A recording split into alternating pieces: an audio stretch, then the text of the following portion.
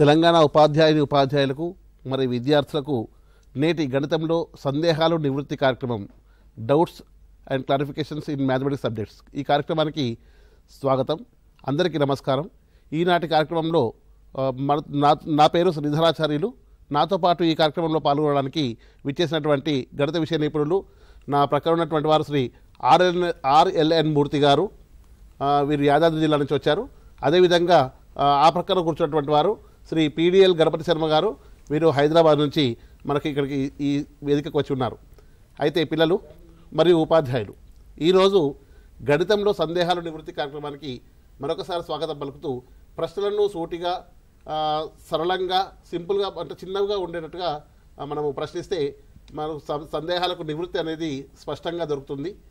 అదేవిధంగా మధ్యలో ఏవైతే ఫోన్ కాల్ వచ్చే సమయంలో మధ్యలో ఉన్నటువంటి ఖాళీ సమయాన్ని మనము వ్యర్థం కాకుండా త్రికోణమితి అనే అంశాన్ని మనం ఈరోజు చర్చించుకోబోతున్నాం. అయితే అందరికీ ఈ కార్యక్రమానికి స్వాగతం పలుకుతూ అందరూ శ్రద్ధగా ఆసక్తిగా వింటూ కార్యక్రమం విజయవంతం చేయాల్సింది కోరుతూ మన మూర్తి గారు, త్రికోణమితి అనేది ఒక గణితంలో ఒక ముఖ్యమైనటువంటి భావనగా ఈరోజు చెప్పబడుతుంది.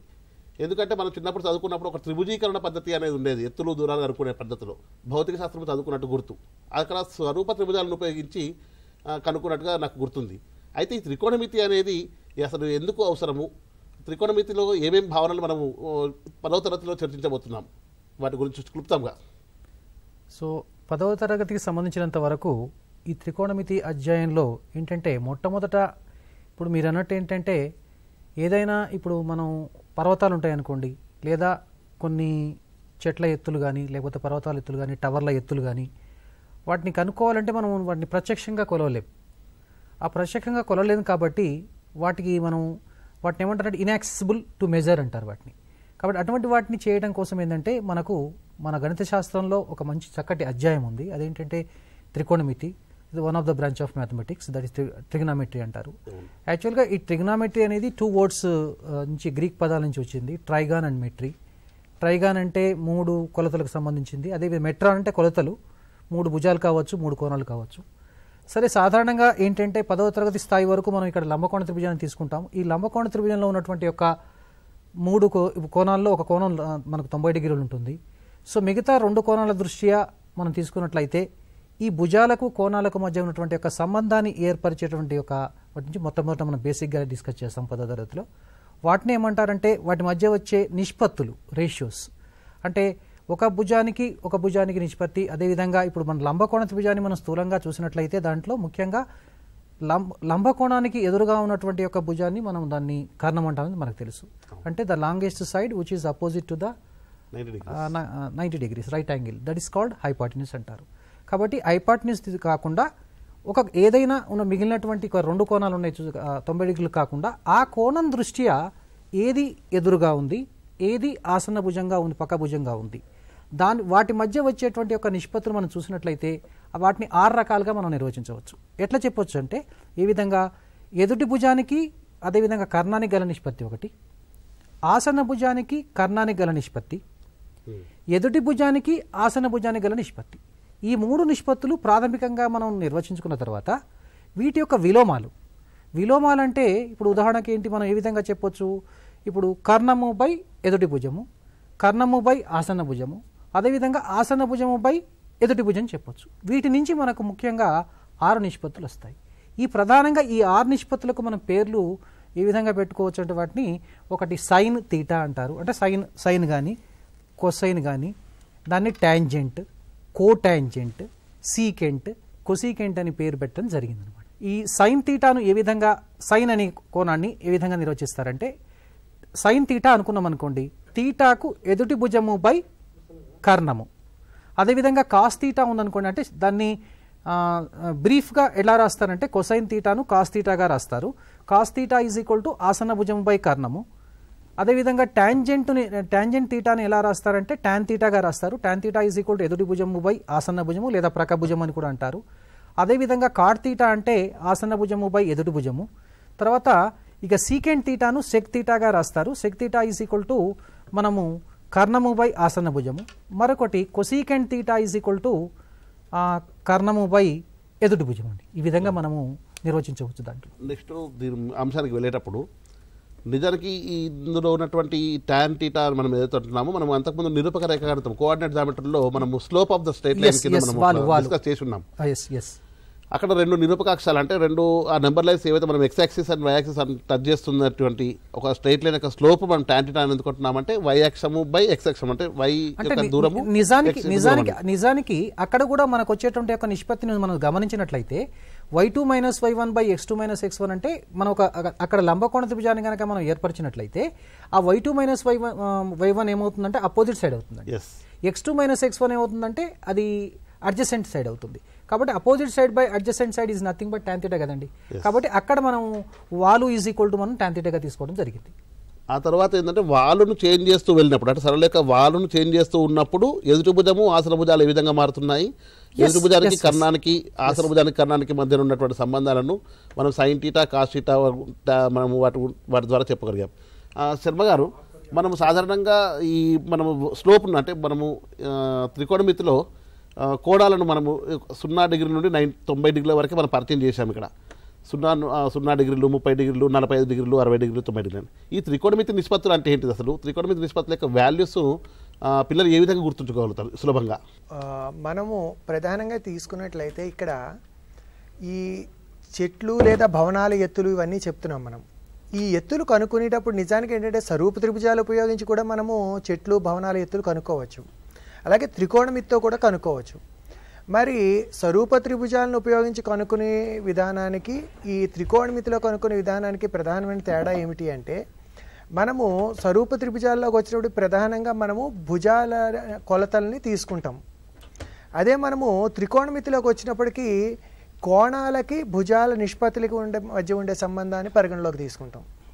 అంటే ఇక్కడ మనం అర్థం చేసుకోవాల్సింది ఏంటంటే ఉదాహరణకి మనము sin θ అన్నాం అనుకోండి, అదేమవుతుందంటే ఆపోజిట్ బై హైపోటెన్యూస్ అంటే ఎదుటి భుజము బై కర్ణము అంటున్నాము. అయితే ఇక్కడ మీరు అది గుర్తుపెట్టుకోవాల్సిన విషయం లేదు, అర్థం చేసుకోవాల్సింది ఇది కేవలం ఒక నిష్పత్తి. అంటే ఎదుటి భుజము అనేది కొలత మారచ్చు, మారినప్పుడు దానికి అనుగుణంగా కర్ణము కొలత కూడా మారుతూ ఉంటుంది.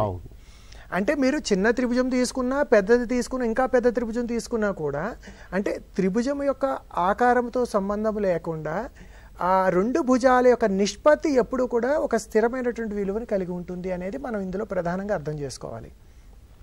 ఇంకా ఈ 30 డిగ్రీలు, 45 డిగ్రీలు, 60 డిగ్రీలు ఈ కొలతల్ని గుర్తుపెట్టుకోవడం ఎలాగా అని అంటే దీనికి ఒకటి పట్టిక రూపంలో రాసుకోవడము ఒక పద్ధతి ఉంది. అయితే దానికన్నా సులభమైన పద్ధతి ఏంటంటే మనము ఈ జ్యామితిని కనుక మనము తీసుకున్నట్లయితే జ్యామితిలో మనం ఏం చెప్తామంటే ఒక లంబకోణ త్రిభుజంలో కనుక కోణాలు 30 డిగ్రీలు, 60 డిగ్రీలు, 90 డిగ్రీలు ఉన్నాయనుకోండి, అప్పుడు వాటి యొక్క భుజాల నిష్పత్తులు ఏంటంటే 1:√3:2 నిష్పత్తిలో ఉంటాయి. ఇది మనము తెలుసుకున్నటువంటి విషయము. ఇప్పుడు మనం ఏం చేస్తామంటే ఇందాక మూర్తి గారు ఆల్రెడీ చెప్పారు sin θ అంటే ఎదుటి భుజం బై కర్ణము, ఈ రకంగా వాటిని నిర్వచించుకోవచ్చు అని చెప్పడం జరిగింది. సో ఈ రెండు భావనల్ని మనం వాడుకున్నట్లయితే కనుక ఇప్పుడు చూడండి సైను 30 డిగ్రీల విలువ కావాలనుకోండి, ఇక్కడ మీరు గమనించండి దీంట్లో 30 డిగ్రీలు అని అన్నప్పుడు ఈ 30 డిగ్రీల దృష్టిలో ఎదుటి భుజాన్ని కర్ణం కొలతల్ని తీసుకోవాలి. అప్పుడు ఏం జరుగుతుంది చూడండి, సైన్ 30 డిగ్రీలు అన్నప్పుడు ఈ 30 డిగ్రీల దృష్టిలో ఎదుటి భుజం కొలత 1 ఉంది, అదేవిధంగా కర్ణము 2 ఉంది. సో సైన్ 30 డిగ్రీల విలువ 1/2 అని చెప్పి మనం చెప్పడం అనేది సాధ్యపడుతుంది. అంటే ఈ రకంగా మనము దీంతో ఏంటనమాట 30 డిగ్రీలు 60 డిగ్రీలు ఆ విలువలన్నింటినీ కూడా అంటే ఏంటి ఇక్కడ రెండు ప్రధాన భావనలు. మొట్టమొదటిది మనకు బాగా తెలియవలసిన విషయం ఏంటంటే సైన్ తీటా అంటే ఎదుటి భుజము బై కర్ణము, కాస్ తీటా అంటే ఆసన భుజము బై కర్ణము, ట్యాన్ తీటా అంటే ఎదుటి భుజం బై ఆసన భుజం అంటే opposite side by adjacent side అంటాం. ఈ మూడింటిని వాడుకుంటూ మనము ఇక్కడ ఏం చేస్తున్నాం అనమాట, జ్యామితిలో మనకి ఈ మన త్రికోణమితి నిష్పత్తులు మనము పిల్లల్లో అవగాహన చేసుకునేటప్పుడు గడప శర్మ గారు చెప్పినట్టు పట్టిక రూపంలో రాసుకోవడం కానీ 0 డిగ్రీల నుంచి మనం 90 డిగ్రీల వరకు మనము వాటి యొక్క విలువలను మనం పాఠ్యపుస్తకంలో వివరంగా ఇవ్వబడింది. ఇవన్నీ కూడా నిష్పత్తులు, ఇవన్నీ కూడా బాగా గుర్తుపెట్టుకోవాలి, ఇవన్నీ కొలతలు కావు. ఈ త్రికోణమితి నిష్పత్తులను ఉపయోగించి మనము ఏ విధంగా వస్తువుల యొక్క ఒక భవనం యొక్క ఎత్తు కానీ, లేకపోతే ఒక చెట్టు యొక్క ఎత్తు కానీ, లేదా ఒక నీడ యొక్క దూరం కానీ, లేదా ఒక పర్వతం యొక్క ఎత్తు కానీ, ఇవి ఏ విధంగా కనుక్కుంటాము, వాటికి సంబంధించినటువంటి భావనలు, మనము సమస్యలు కూడా ఏ విధంగా వస్తాయి, వీటి మీద మనము డిస్కస్ చేస్తూ, పిల్లలు ఏమైనా ఫోన్ కాల్ చేస్తే మనం ఫోన్ కాల్ మనము అటెంప్ట్ చేస్తూ ఈ మన త్రికోణమితిని కంటిన్యూ చేద్దాం. రైట్ మూర్తి గారు, ఇప్పుడు మనము ఈ త్రికోణమితిలో angle of elevation, angle of depression అంటున్నాము. ఒక 2 టర్మినాలజీ వస్తున్నాయి అక్కడ కొత్తగా. నిమ్న కోణము, ఊర్ధ్వ కోణము అంటున్నాము. ఈ నిమ్న కోణానికి ఊర్ధ్వ కోణానికి గుర్తుపట్టడంలో పిల్లలు చాలా వరకు తప్పులు చేస్తున్నారు, అంటే పొరపాట్లు చేస్తున్నారు అని అనిపిస్తుంది. ఎందుకంటే ఊర్ధ్వ కోణం అనగానే పైకి చూడడం, నిమ్న కోణం అంటే కిందికి చూడడం అనుకుంటున్నారు. నిమ్న కోణం అంటే నిజంగా కిందికి చూడడమా, లేకపోతే భూ క్షితిజ సమాంతరంగా లైన్ గీసుకొని దానికి సాధన తీసుకోవడమా? ఇది కొంచెం పిల్లలకు అర్థం చేసుకోవడం లోపల కొద్ది టర్మినాలజీ కొద్ది డిఫరెంట్గా అనిపించింది. యా, ఈ నిమ్న కోణము, ఊర్ధ్వ కోణాన్ని పిల్లలు ఏ విధంగా గుర్తించగలుగుతారు, సమస్యలలో ఏ విధంగా తీసుకోవచ్చో ఒకసారి క్లుప్తంగా. సో మీరు ఇది చాలా చక్కటి ప్రశ్న అడిగారండి. ఎందుకంటే త్రికోణమితి అనేది దీనికి సంబంధించినది. యాక్చువల్గా అప్లికేషన్స్ ఆఫ్ ట్రిగనోమెట్రీ అండి ఇది. సో మనం దీన్ని త్రికోణమితి అనువర్తనాలు అంటాం అనమాట. ముఖ్యంగా మనం ఏదైనా ఒక మ్యాథమెటిక్స్లో మనం నేర్చుకున్నామంటే అది నిజ జీవితంలో ఉపయోగపడాలి. కాబట్టి త్రికోణమితిని చాలా చక్కగా ఉపయోగించేటువంటి దాని ఏంటంటే మీరు చెప్పినటువంటి విషయం అనమాట.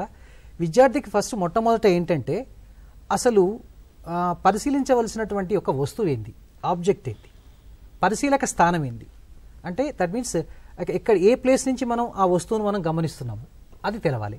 ఇంకా ముఖ్యంగా దీంట్లో తెలుసుకోవాల్సింది ఏంటంటే దృష్టి రేఖ అంటారండి, line of sight important.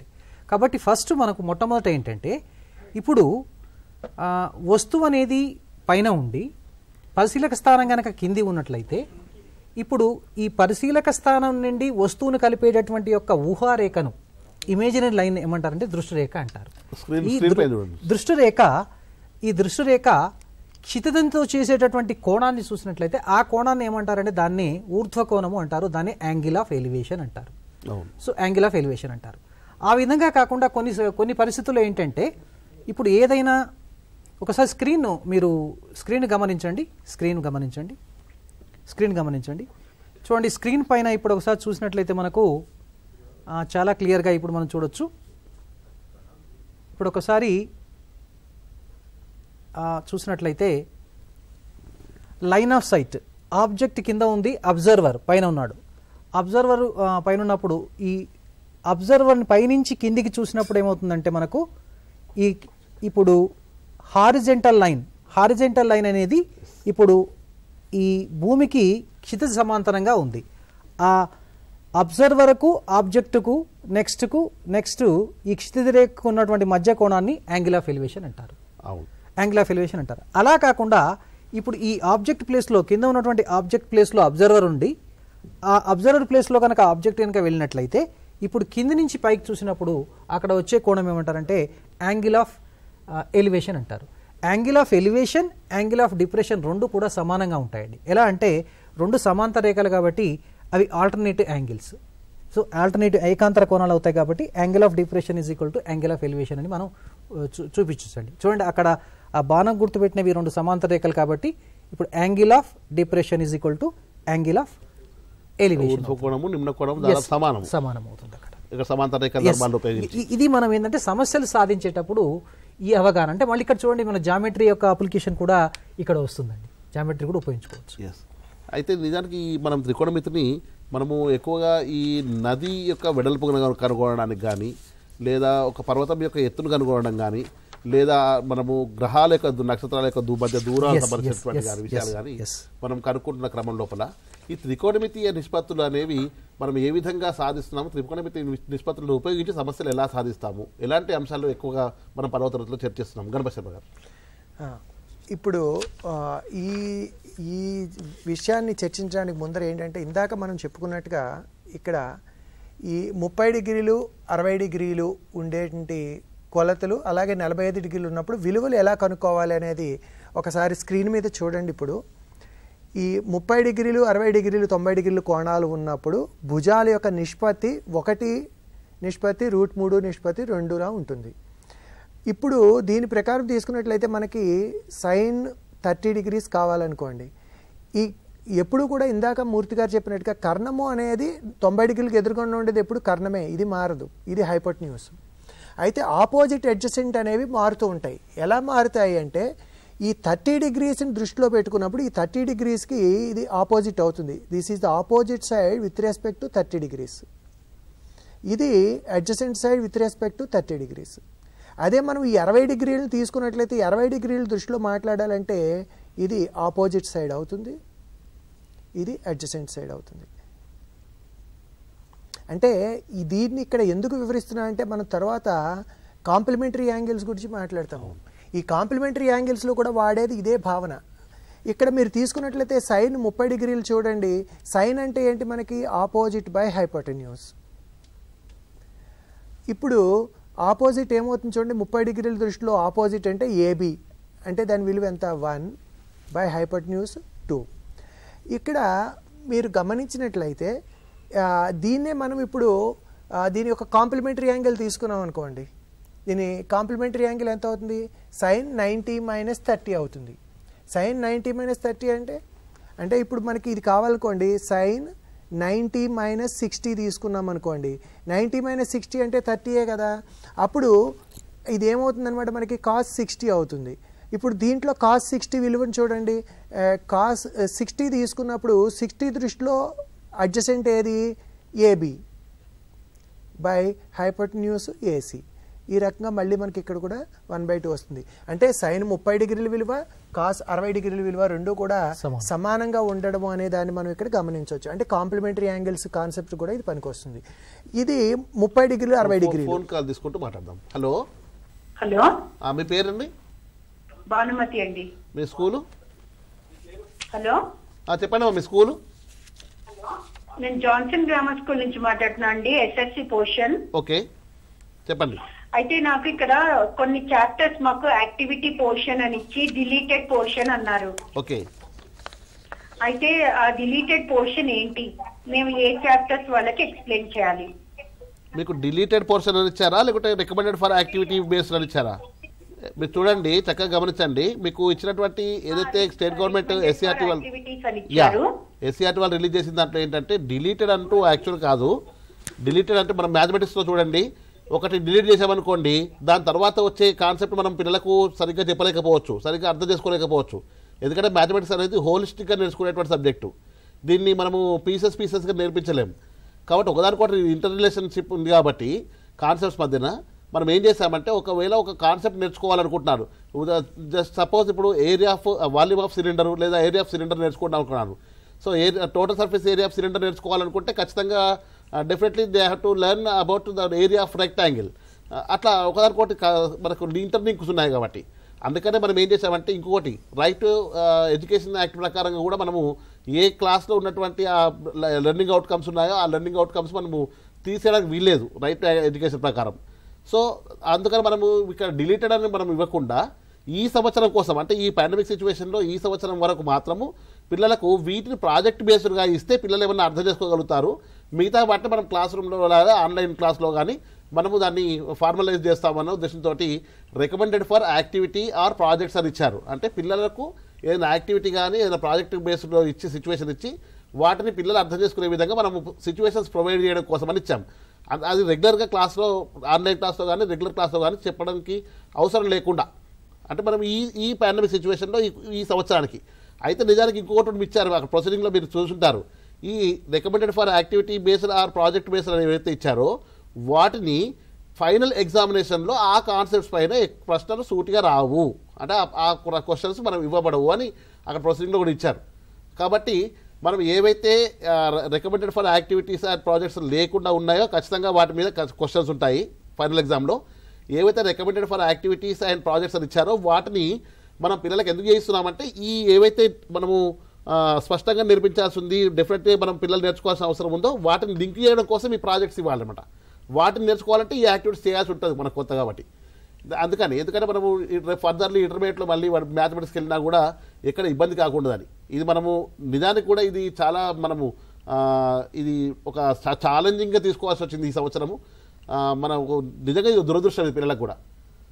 Okay అండి, కానీ అంతేగాని డిలీటెడ్ అని కాదు, అలా అని మీరు రెగ్యులర్ క్లాస్లో చెప్పాలని కాదు. ఇది ప్రాజెక్టు కానీ యాక్టివిటీ బేస్డ్ కానీ ఇచ్చి పిల్లలు అర్థం చేసుకునే విధంగా సిచ్యువేషన్స్ ప్రొవైడ్ చేయడం కోసం. ఓకే, మనము ఈ కాంప్లిమెంటరీ యాంగిల్స్ గురించి మాట్లాడే ముందు కొన్ని సమస్యలు మనకు tan a + b = 45 అయితే కోణం సి ఎంత, లేదా ఇట్లాంటి కొన్ని సమస్యలు మనకు ట్రిగనోమెట్రీలో కనబడుతున్నాయి నిష్పత్తులలో. అదేవిధంగా ట్రిగనోమెట్రిక్ రేషియోస్ సంబంధించినటువంటి ప్రశ్నలు కొన్ని మన ట్రాన్స్ఫర్మేషన్ సంబంధించిన మన ఏవి ఐడెంటిటీ సంబంధించినటువంటి sin² θ + cos² θ = 1 అని, తర్వాత ఈ మనకు ఉన్నాయి కదా ఈ ఫార్ములాస్ ఐడెంటిటీస్, వీటి గురించి క్లుప్తంగా శర్మ గారు. ఇప్పుడు ఈ ఐడెంటిటీస్ వచ్చినప్పటికి ఏంటంటే మనకి సింపుల్గా పైథాగరస్ థీరం కనుక మనకు అర్థమైనట్లయితే వాటిని ఒకవేళ నిరూపణలు అడిగినా కూడా చాలా సులభంగా చేయగలుగుతారు. ఇప్పుడు ఒక లంబకోణ త్రిభుజంలో లంబకోణం బి దగ్గర ఉందనుకోండి, అప్పుడు మనకి AB² + BC² = AC² అవుతుంది. ఇప్పుడు నేను దాన్ని మొదటి ఈక్వేషన్ అని అనుకుంటే అదే ఈక్వేషన్ నేను AB² డివైడ్ చేసినప్పుడు ఒక త్రికోణం మీద మన ఒక ఐడెంటిటీ అనేది వస్తుంది.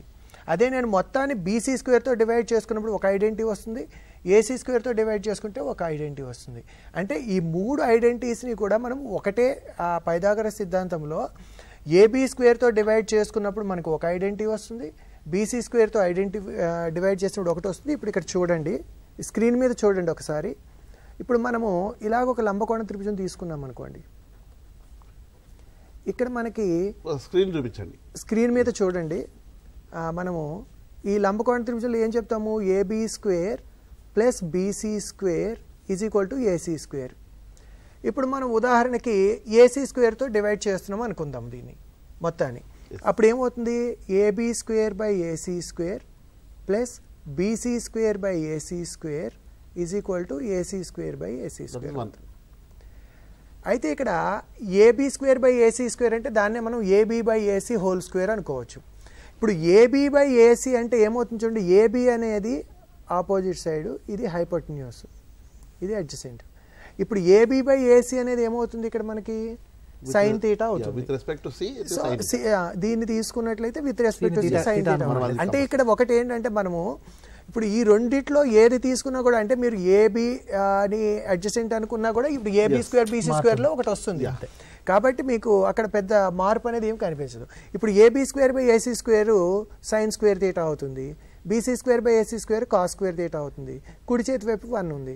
సో ఈ రకంగా మనకి ఈ ఫస్ట్ ట్రిగ్నామెట్రిక్ ఐడెంటిటీ అనేది రావడం జరిగింది. ఈ రకంగా ఏంటంటే మనము ఇక్కడ AC² బదులుగా మనం AB² తీసుకున్నాం అనుకోండి ఉదాహరణకి.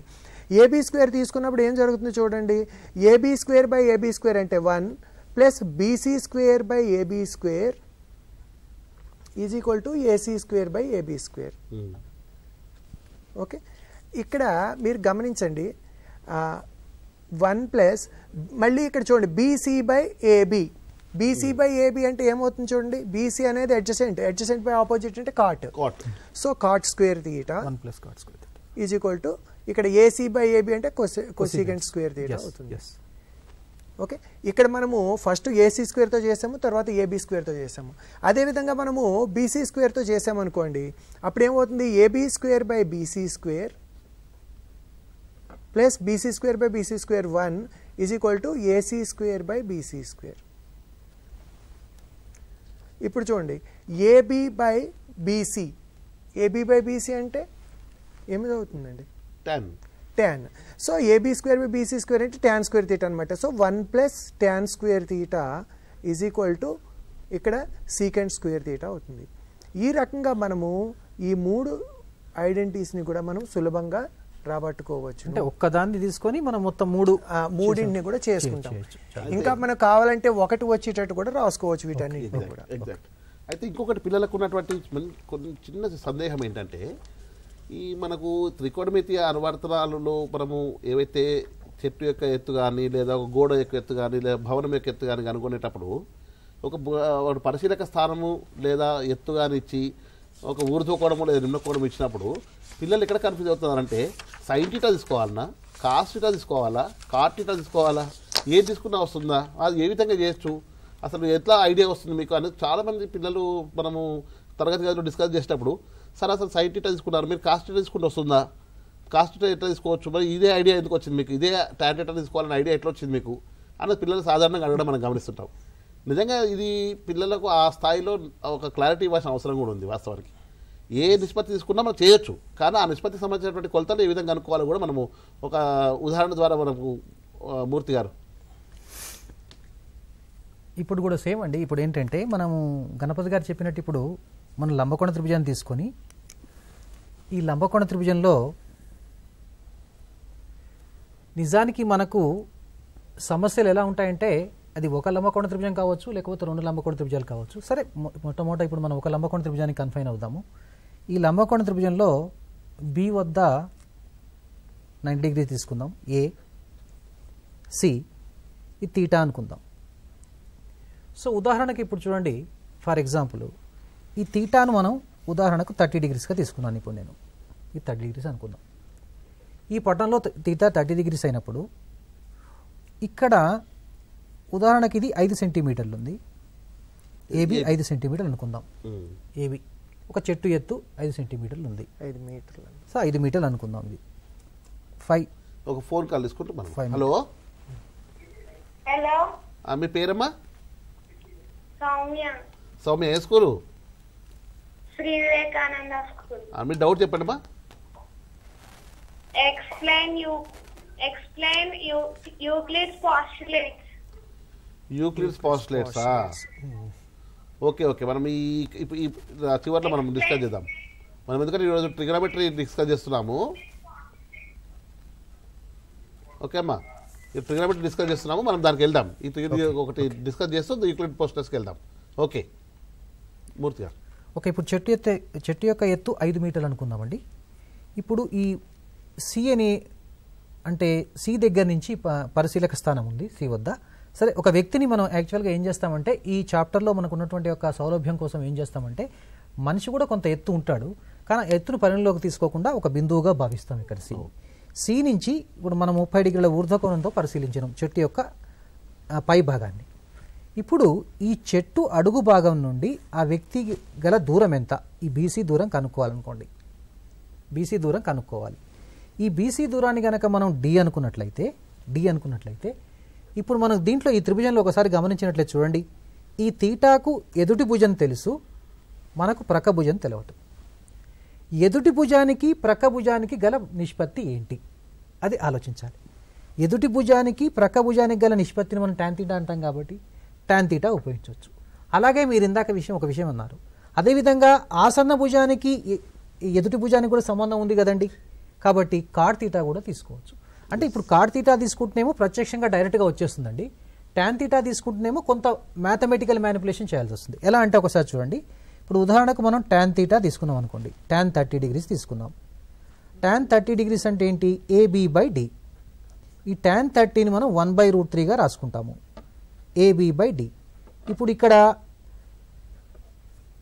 AB అనేది మనకు 5 అని తెలుసు, 5/D. ఇప్పుడు ఇక్కడ ఏంటంటే ఈ సందర్భంలో మనం క్రాస్ మల్టిప్లై చేయాల్సి వస్తుంది, సింప్లిఫికేషన్. అలా కాకుండా ఇప్పుడు cot తీటా తీసుకున్నాం అనుకోండి, cot theta is equal to ఏంటి? ఆసన్న భుజము బై ఎదుటి భుజము అంటే BC/AB. ఇప్పుడు ఇక్కడ తీటా బదులు మనం cot 30 ప్రతిక్షేపిస్తాం. BC అంటే తీటా బదులు 30, cot 30 అయిపోయింది. BC అనేది D, AB అనేది 5. cot 30 అంటే మనకు √3 అని తెలుసు, D/5. D is equal to 5√3 metres. So ఈ విధంగా మనకు జవాబు వచ్చే అవకాశం ఉంది. ఏ నిష్పత్తి తీసుకున్నా మనము ఆన్సర్ మాత్రం ఒకటే. కాబట్టి ఏదైనా ఎదుటి భుజము తెలిసి ఆసన్న భుజం తెలవకున్నా కానీ, ఆసన్న భుజం తెలిసి ఎదుటి భుజం తెలవకున్నా కానీ tan తీటా ఉపయోగిస్తే చాలా సులభంగా వస్తుంది, లేదా cot తీటా ఉపయోగించడం వస్తుంది. అలా కాకుండా మనకు ఎదుటి భుజం, ఇప్పుడు కర్ణం తెలుసు, మనకు ఎదుటి భుజం తెలియదు, అప్పుడు మనం జనరల్గా ఏంటంటే sin తీటా ఉపయోగించాలి. కర్ణం తెలిసింది, మనకు ఆసన భుజం కావాలి, అప్పుడు cos తీటా. సాధారణంగా ఒక ముఖ్యంగా విద్యార్థులందరూ గమనించండి, మీరు ముఖ్యంగా sin తీటా cos తీటా ఈ tan తీటా విలువలను ఇందాక మన గణపతి గారు చెప్పినట్లు ఇప్పుడు ఏంటంటే 30 డిగ్రీలు 60 డిగ్రీలు 90 డిగ్రీలు ఉన్నప్పుడు ఏ విధంగా మనం తీసుకోవాలి అంటే 1:√3:2గా తీసుకొని దాని ద్వారా మనం చాలా సులభంగా మోస్ట్ ఆఫ్ ద టాపిక్స్ ఉన్నటువంటి మనకు అప్లికేషన్స్ ఆఫ్ ట్రిగ్నామెట్రీలో అన్ని సమస్యలు సాధించడానికి అవకాశం ఉంటుందండి. ఎందుకంటే సాధారణంగా మనకి ఇచ్చేటటువంటి ఊర్ధ్వకోణం కానీ లేకపోతే మామూలుగా నిమ్న కోణాలు కానీ 30 డిగ్రీలు 60 డిగ్రీలు 45 డిగ్రీలు ఇస్తారండి. కాబట్టి వాటిని ఆధారంగా చేసుకొని ఈ నిష్పత్తి విలువను ఏ నిష్పత్తిని మనం చూజ్ చేసుకోవాలి, సెలెక్ట్ చేసుకోవాలి. దాని ప్రకారం మనము సమస్యలు చాలా సులభంగా చేయడానికి అవకాశం ఉంటుంది. ఇంకొకటి ముఖ్యంగా విద్యార్థులు గమనించాలి, ఇది ఒక రైట్ యాంగిల్ ట్రయాంగిలే కాకుండా 2 రైట్ యాంగిల్ ట్రయాంగిల్స్ ఉన్నప్పటికీ కూడా దాంట్లో మనకు ఈ 30 డిగ్రీలు, 60 డిగ్రీలు, 45 డిగ్రీలు మాత్రమే ఉంటాయి. కాబట్టి మీరు వాటికి సంబంధించినటువంటి విలువలను చాలా జాగ్రత్తగా మీరు గుర్తుపెట్టుకోండి. ఒకసారి గుర్తుపెట్టుకున్నట్లయితే మీరు ఈజీగా దాన్ని లాజిక్గా గుర్తుపెట్టుకోండి. అదేవిధంగా 45 డిగ్రీస్ ఉంటూ గమనించండి, అది 1:1:√2 అండి. ఎట్లా అంటే 45 డిగ్రీస్ 90 డిగ్రీస్ ఉన్నప్పుడు 1:1:√2 గుర్తుపెట్టుకున్నట్లయితే మనకు 45 డిగ్రీస్ విలువలు కూడా గుర్తుంటాయి. చాలా వెరీ సింపుల్ అండి. ఈ 45 డిగ్రీస్ ఉన్నప్పుడు sin 45 degrees is equal to cos 45 sir చెప్పాడు. ఎందుకంటే 45 complementary angles. sin 45 cos 45 1/√2, tan 45 is equal to cot 45 equal to 1 అండి. చాలండి. ఇక sec 45 cosec 45 is equal to √2. So ఈ విధంగా చేసినట్లయితే చాలా సులభంగా మనం చేసుకోవచ్చు. రైట్. అయితే ఈ చివరిగా ఏంటంటే ఈ కార్యక్రమంలో పిల్లలు ఉపాధ్యాయులకు కూడా చిన్న గైడెన్స్ ఏంటంటే ట్రిగ్నోమెట్రీ మనము 2 చాప్టర్లు ఉన్నాయి మనకు. Introduction of trigonometry and trigonometrical applications అంటే మనకు త్రికోణమితి అనువర్తాలు 2 చాప్టర్లు ఉన్నాయి. ప్రత్యేకంగా పిల్లలకు సూచించేది ఏంటంటే మనకు ఆ మాదిరి సమస్యలు అంటే మోడల్ ఎగ్జాంపుల్స్ ప్రాబ్లమ్స్ ఉన్నాయి. ఎగ్జాంపుల్ ప్రాబ్లమ్స్ అన్నీ కూడా డిఫరెంట్ వేరే ఉన్నాయి ఒక్కొక్కటి. సో వేరు పద్ధతుల్లో అంటే ఒక్కొక్కటి వేరు డిఫరెంట్గా కనబడుతుంది. సో ఆ ప్రాబ్లమ్స్ అన్నీ మీరు ప్రాక్టీస్ చేయండి. మీ ఉపాధ్యాయులను కానీ మీ దగ్గర ఉన్నటువంటి ఎక్స్పర్ట్స్ మీ ఎవరన్నా కానీ అడగండి, వాటిని డౌట్స్ క్లారిఫై చేసుకోండి. తర్వాత ఇంకోటి ఎక్కువగా 2 త్రిభుజాలకు సంబంధించినటువంటి ప్రశ్నలు కానీ 1 త్రిభుజానికి సంబంధించిన ప్రశ్నలు అయితే మనకు ఉన్నాయో వాటిని అనువర్తనాలు అప్లికేషన్స్ ఆఫ్ ట్రిగ్నోమెట్రీలో ఉన్నాయి. వాటిని సాధించండి. వాటిని ఎక్కువ టెక్స్ట్ బుక్లు మీరు ఫాలో అవుతే తప్ప మీరు ట్రిగ్నోమెట్రీ గురించి క్లియర్గా తెలుసుకోలేరు. ఎందుకంటే ఇది బోర్డు మీద చెప్తే వచ్చేది కాదు, ఇది ఆన్లైన్లో కూర్చుంటే కూడా పూర్తిగా అర్థమయ్యేది కాదు. మనం పిల్లలు టీచర్స్ అందరం కూడా మనం కోఆర్డినేట్ అయ్యి ఒకరినొకరు మనం ఇంటరాక్ట్ అవుతూ ఆ యాక్టివిటీస్ ఏవైతే ఇచ్చారో వాటిని పూర్తి చేస్తున్న క్రమంలోనే మనం నేర్చుకోగలుగుతాము. ఆ ప్రాక్టీసు మనం చేయగలుగుతాము. అదొకటి గుర్తుపెట్టుకొని పిల్లలు ఎక్కడ వెళ్ళకండి. మనకు ఈ సెషన్ తర్వాత భౌతిక శాస్త్రంలో డౌట్స్ అండ్ క్లారిఫికేషన్స్ ఉంటాయి. కాబట్టి ఈ శనివారాన్ని మనము సక్సెస్ఫుల్గా ఉపయోగించుకోగలిగితే ఈ వారం రోజుల్లో నేర్చుకున్న దానికి శనివారంలో మనము డౌట్స్ అండ్ క్లారిఫికేషన్స్లో ప్రోగ్రాంలో తీర్చుకున్న సందేహాలకు నివృత్తులకు కూడా మనకు చక్కటి ఫలితం ఉంటుంది. కాబట్టి 1 గంట వరకు మనకి ఏవైతే కార్యక్రమాలు ఉన్నాయో ఆ కార్యక్రమాలని మీరు ఎక్కడ మిస్ కాకుండా చూడండి. నమస్కారం.